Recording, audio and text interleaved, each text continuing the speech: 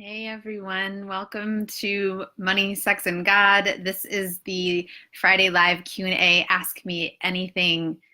This is going to be our last live Q&A for like a month because I'm going away to Costa Rica for a amazing retreat with Jaya and Ian and other erotic blueprint coaches, and I'm so excited. I have no idea what my schedule is going to be, so I can't commit to a live Q&A, but if it's clear, I'll come on and like answer questions.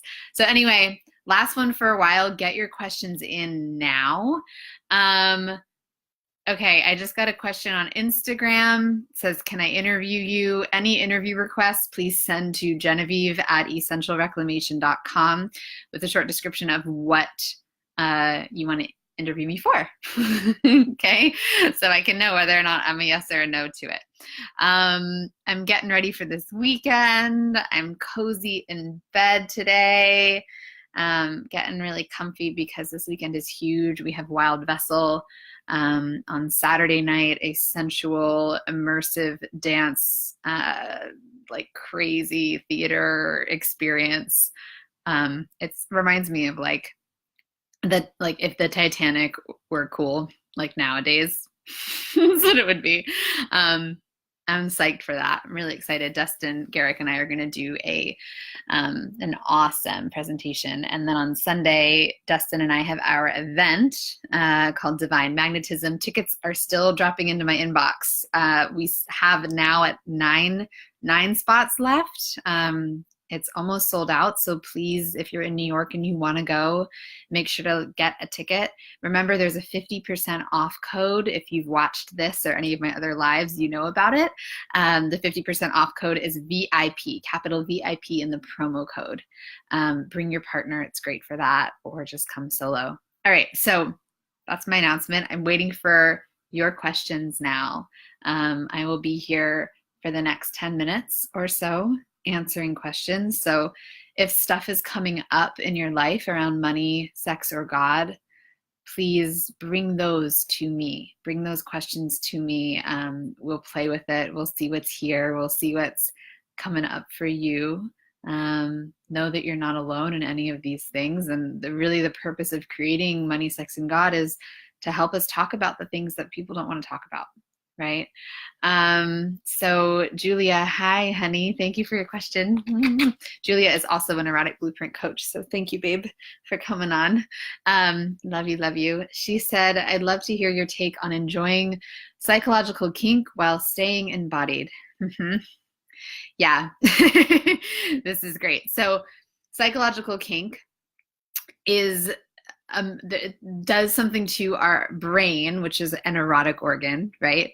That where we do kind of go into fantasy, right? We move out of our body, we go into fantasy. And so if we're really in the turn on of it, we're not super like aware of our bodies.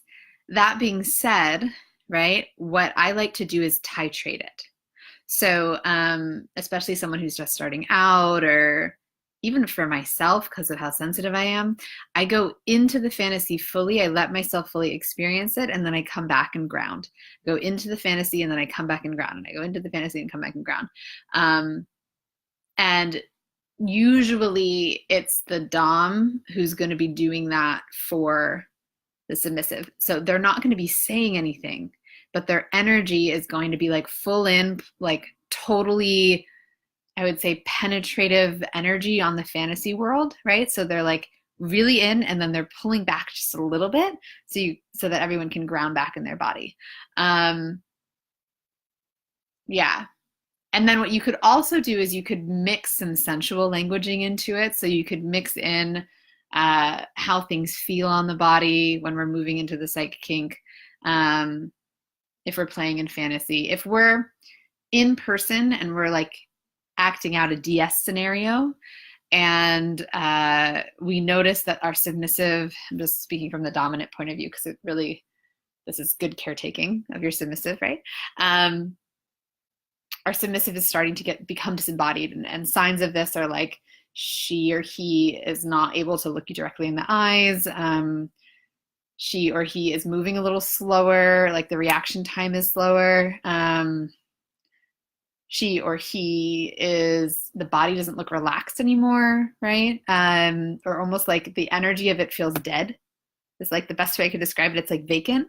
Then what we want to do is give sensation to the body, right? So I do that a lot. Like if I'm in Sight Kink, I like being a heavy dom, so to speak. Like I go deep, dark into the domination, and so I like to, when I'm playing in that realm of ownership or humiliation or wherever I'm at, I make sure to put my hands on the submissive every once in a while, so they can really like get back into their body.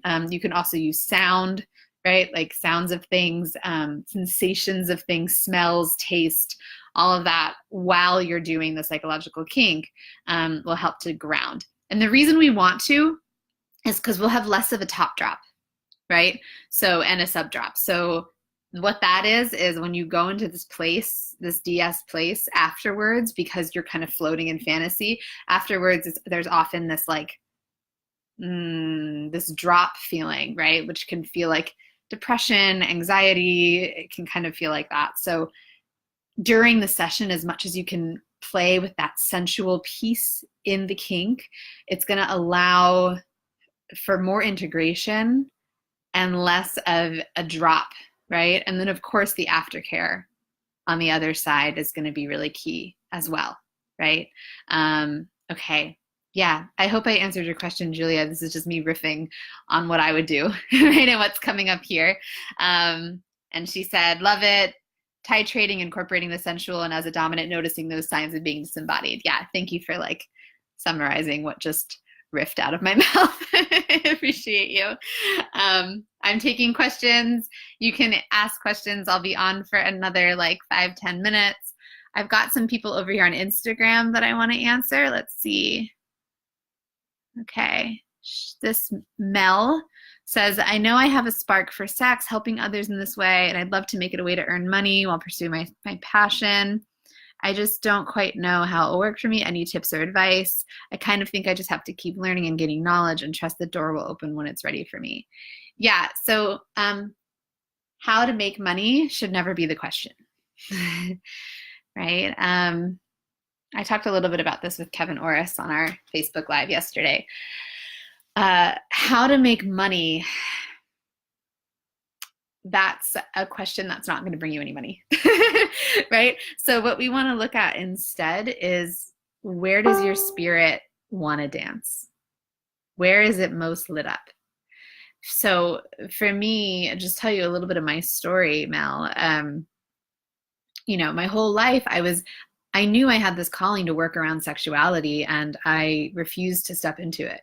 You know, fear of persecution, the responsibility that it takes, you know, all of that, right? Like I was afraid to step into it. And so I was doing all these other things. I was like a school teacher at one point. At one point I said I'd be a stay-at-home mom and I wouldn't do anything else. I was laughing with my co-parent today at that idea of me doing that. And then what started to happen to me is when I finally just recognized that my spirit needed me to do this work, I said yes, and I said yes fully, right? When I said yes fully, money came in to what I'm supposed to be doing, right? So the more that you can plop into like, why are you here in this incarnation on the planet this time around, that money is going to show up. And the way to get to that is by deconditioning your nervous system, right? We're so conditioned against really listening to why we're here, right? Like really understanding like what's my purpose. And then we use our brain to try to tell us like what we should do, right? Like I just saw you, Mel, you said I'm a stay-at-home mom. Yeah, I thought that like being a stay-at-home mom was my purpose because I thought it's what I was supposed to do in order to raise a child well, right? And I had that conditioning from parents, society, from whatever, from books. And in recognizing that, you know, once I started deconditioning my body through my sexual awakening, which involved, self-touch every day, which involved orgasm practice, which involved tapping into my breath and feeling my body and being with my body, what started to happen was I started to recognize that, oh, that's a societal should that I placed on myself. And actually, parenting, our children can see whether or not our spirits are dancing. They can see that, right? Because they're not as conditioned as we are. And so they can tell. And since saying yes and saying a fuck yes to this mission, my son is happier. I'm parenting better, right? I'm more relaxed because I'm in my flow. Basically 24 hours a day, 7 days a week. It's very, very, very rare that I'm not in my flow nowadays. And the thing about it is that this is accessible to all of us. Like, we can all be constantly in this flow. All right, I got a question on Facebook, and then I'll go back to this question I just got on Instagram. Angelica, hi, honey pie. Angelica said, how did it feel to say yes fully? Fucking terrifying. Fucking terrifying is the answer. And I had to kind of do it in spurts. Like, I'm still saying yes every day. I'm still saying yes. I have a huge weekend this weekend. I have two events. I mean, my schedule is fully booked till June. I still have to say yes, so I don't like contract and freak myself out and go into what I think I should be doing and like go back to old habitual ways of conditioning, right?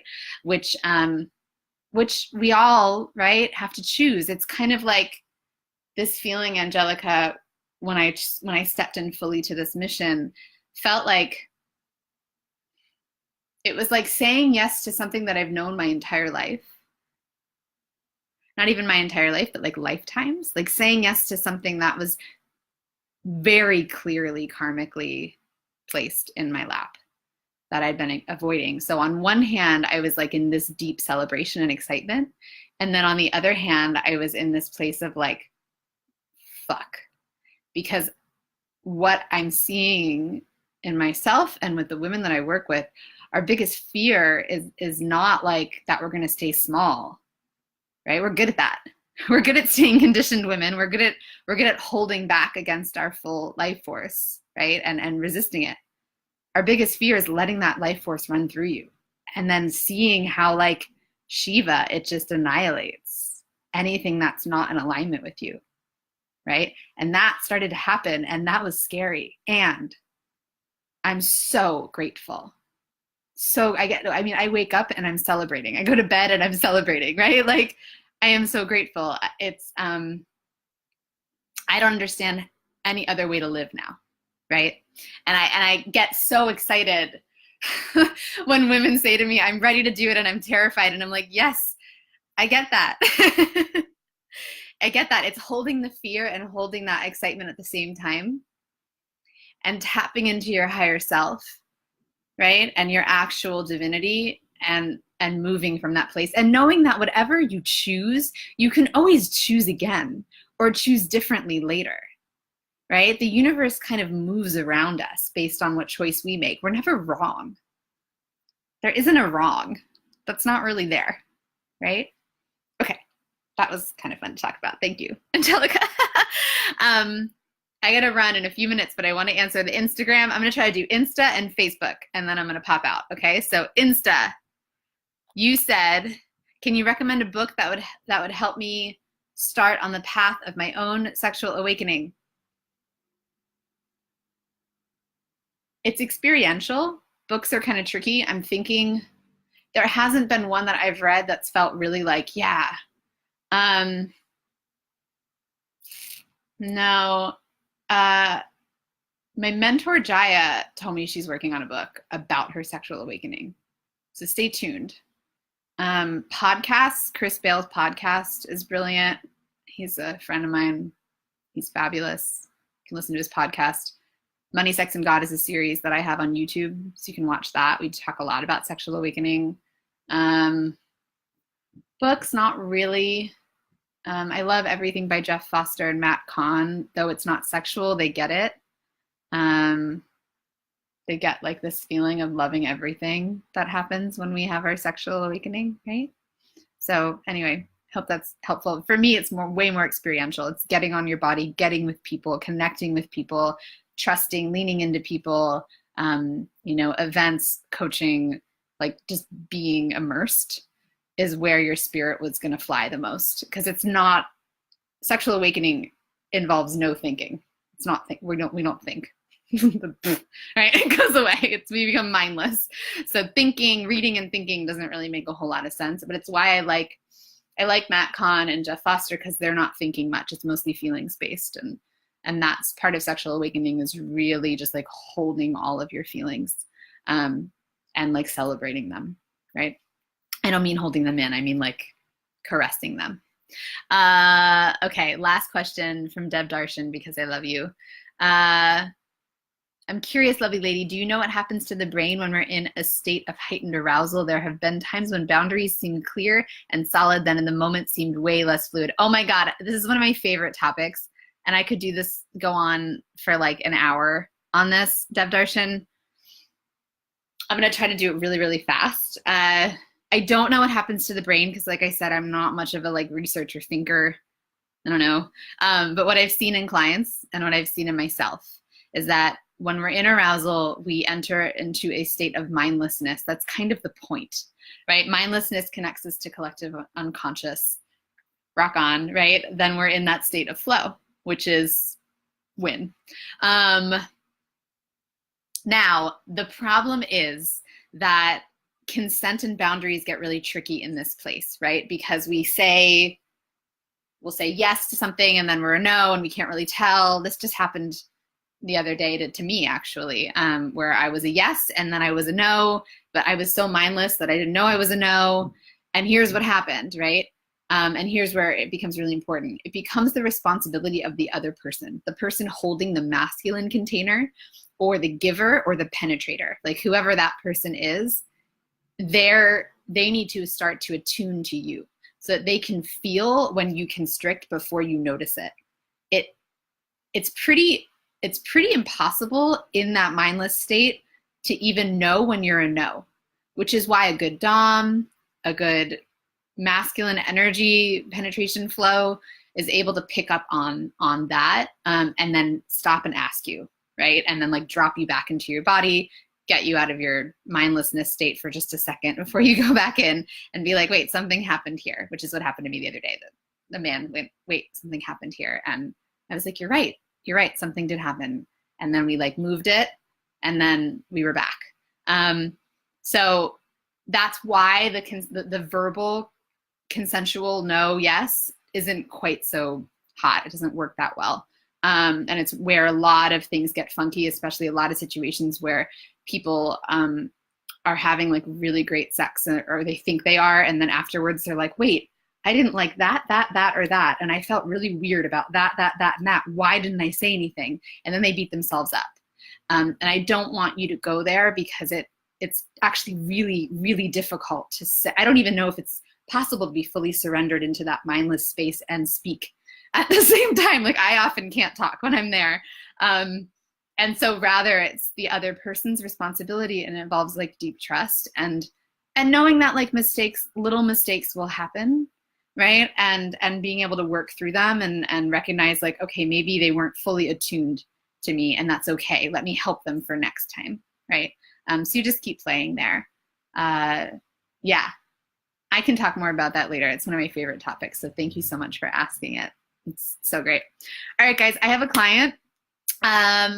Please come if you want to hear more about that. What Deb Darshan just asked me about. Destin and I's talk on Saturday night at Wild Vessel is like entirely about that. We're going to talk about attuning and like consent, like nonverbal consent. Oh, wait, but it's sold out. Just kidding. That event's sold out. So you can't come to that, but you can come to Sunday, and we'll also harp on it on Sunday, like really feeling the partner's energy. So Sunday night, we have like 9 tickets left. There's a VIP code. Promotional code is capital VIP, essentialreclamation.com/divine magnetism. And there's I always forget what that's called. What's that thing called? Dash. There's a dash in between divine and magnetism. Woo, see, mindless. Yes. Anything else? La la la. I don't think so. So I'm going to be gone for the next month, really. So you're not going to see me on here at the regularly scheduled time. But I will pop in to do Q&As when I can. And then starting like May 20th-ish, I'll be back. I'm going to launch a group course over the summer. So stay in touch, stay tuned.